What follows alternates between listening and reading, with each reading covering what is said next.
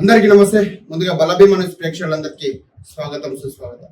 తెలంగాణ రాజకీయ వర్గాల్లో గత కొన్ని వారాలుగా తీవ్ర చర్చనీయాంశంగా మారిన బండి భగీరథ్ పోక్సో కేసులో కీలక పరిణామం చోటు చేసుకుంది. మేడ్చల్ మల్కాజ్గిరి జిల్లా పరిధిలో నమోదైన పోక్సో కేసులో బండి భగీరథ్కు మల్కాజ్గిరి జిల్లా కోర్టు శనివారం షరతులతో కూడిన బెయిల్ మంజూరు చేసింది.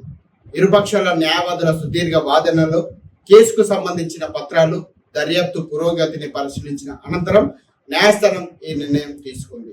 గత నెల రోజులకు పైగా జైల్లో ఉన్న బండి భగీరథ్ విడుదలకు మార్గం సుగమమైంది.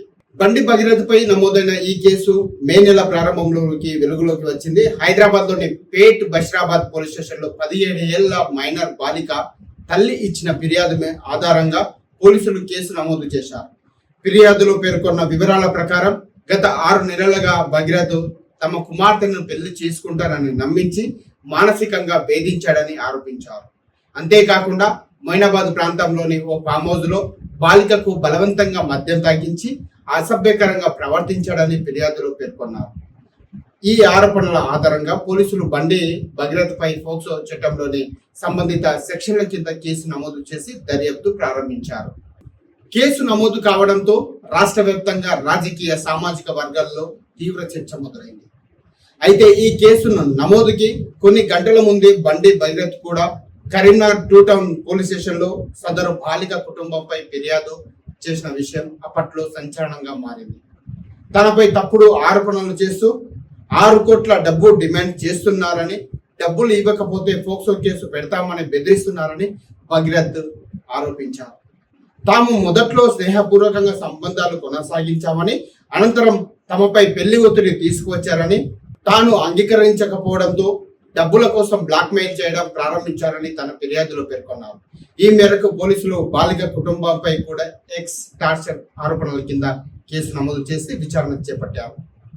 కేసు తీవ్రతను దృష్టిలో ఉంచుకొని సైబరాబాద్ పోలీసులు ప్రత్యేక దర్యాప్తు బృందాన్ని ఏర్పాటు చేశారు. ఈ వ్యవహారం రాష్ట్ర వ్యాప్తంగా చర్చనీయాంశం కావడంతో దర్యాప్తును వేగవంతం చేశారు.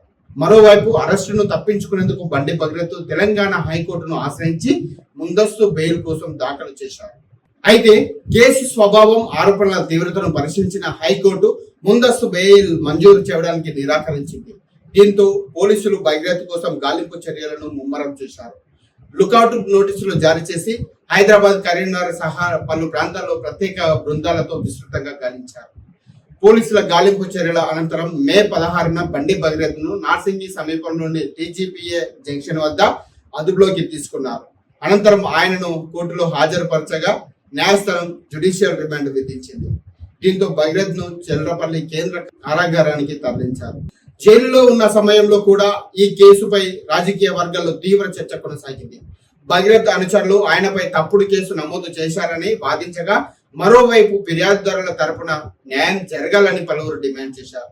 జ్యుడిషియల్ రిమాండ్ లో ఉన్న బండి భగీరథ్ తరపు న్యాయవాదులు మల్కాజ్గిరి జిల్లా కోర్టులో రెగ్యులర్ బెయిల్ పిటిషన్ దాఖలు చేశారు. ఈ పిటిషన్ పై జరిగిన విచారణలో ఇరుపక్షాల న్యాయవాదులు తమ వాదనలను విస్తృతంగా వినిపించారు. భగీరథ్ తరపున వాదించిన సీనియర్ న్యాయవాదులు కేసులో ప్రత్యక్ష ఆధారాలు లేవని, దర్యాప్తులో పూర్తిగా సహకరించేందుకు ఆయన సిద్ధంగా ఉన్నారని కోర్టుకు వివరించారు. రాజకీయ వ్యక్తిగత కారణాలతోనే ఈ కేసులో ఆయనను ఇరికించే ప్రయత్నం జరిగిందని వాదించారు. అలాగే సాక్ష్యాలను ప్రభావితం చేసే అవకాశం లేదని, పరారయ్యే పరిస్థితి కూడా ఎట్టి పరిస్థితుల్లో లేదని పేర్కొంటూ బెయిల్ మంజూరు చేయాలని కోరారు. మరోవైపు ఫిర్యాదుదారుల తరపు న్యాయవాదులు ఆరోపణల తీవ్రతను ప్రస్తావిస్తూ బెయిల్ మంజూరు చేయకూడదని వాదించినట్లు సమాచారం. కోర్టు ఇరుపక్షాల వాదనలో దర్యాప్తు పురోగతి, కేసుకు సంబంధించిన పత్రాలను పరిశీలించిన అనంతరం మల్కాజ్గిరి జిల్లా కోర్టు బండి భగీరథ్ కు షరతులతో కూడిన బెయిల్ మంజూరు చేసింది. దర్యాప్తు అధికారులకు సహకరించడం, కోర్టు విధించిన నిబంధనలను తప్పనిసరిగా పాటించడం వంటి పలు షరతులను న్యాయస్థానం విధించినట్లు తెలిసింది. ఈ నిర్ణయంతో నెల రోజులకు పైగా జైల్లో ఉన్న బండి భగీరథ్ విడుదల కానున్నారు. కోర్టు తీర్పు వెలువడిన వెంటనే ఆయన అనుచరులు హర్షం వ్యక్తం చేయగా, కేసు విచారణ మాత్రం కొనసాగనుంది. బెయిల్ మంజూరు కావడం ద్వారా భగీరథ్ కు తాత్కాలిక ఊరట లభించినప్పటికీ కేసు విచారణ ఇంకా కొనసాగుతుంది. ఈ వ్యవహారంలో వాస్తవాలు ఏమిటన్నది పూర్తి స్థాయి దర్యాప్తు అనంతరం కోర్టు విచారణలో తేలనుంది. మరోవైపు ఈ కేసుకు సంబంధించిన పరిణామాలు తెలంగాణ రాజకీయాల్లో ఇంకా చర్చనీయాంశంగానే కొనసాగుతున్నాయి. అంటే కోర్టు నిబంధనల ప్రకారం ఈ కేసు ఇంకా ప్రస్తుతం విచారణ దశలోనే ఉంది. కోర్టు తుది తీర్పు వెలువడే వరకు ఆరోపణలు నిరూపితమైనవిగా పరిగణించరాదు అంటూ కోర్టు ఆదేశించడం జరిగింది. ధన్యవాదాలు.